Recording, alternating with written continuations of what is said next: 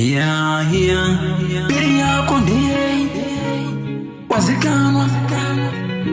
Yeah,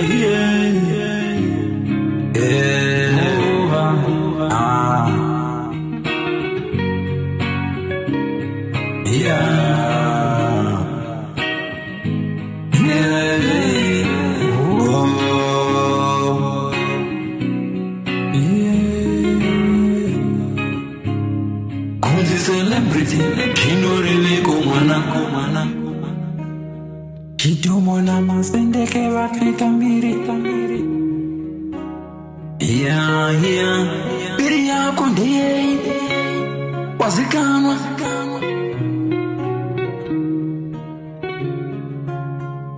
Kunzi celebrity, kinoreleko mwana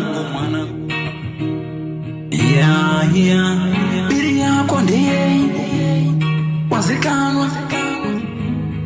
Nunzipa shina zongana andi uchi biri yako ndiye kunzi celebrity dinoreveko mwana pamwe venyu ungozikanwa chete biri yenyu ndiye kutuka vanhu makuwa pa social media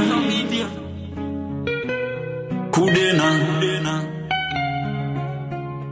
kunzi celebrity kinoreveko iwe pamwe vakati ndobva tadini paya ndokuita mbiri nemabhemba. Mbiri yako ndei vachiponda chigodi kunzi celebrity kinoreveko mwana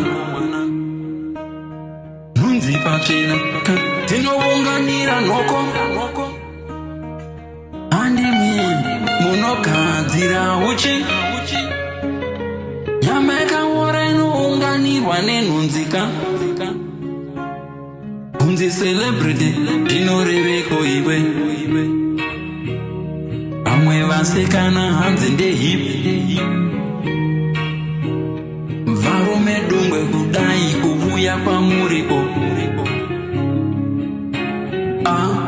Biri yako ndiye nunzi pachena dzinounganira nhoko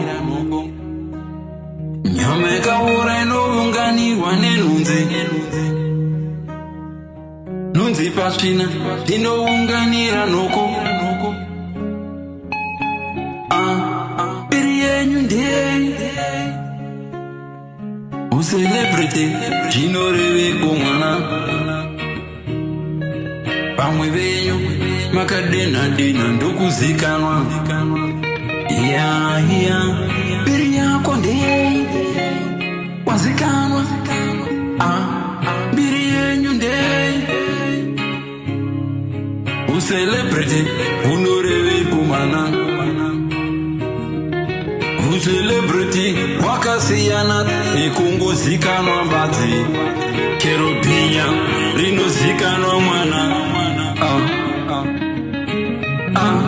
Mbiri yako ndiye zvawazikanwa ucelebrity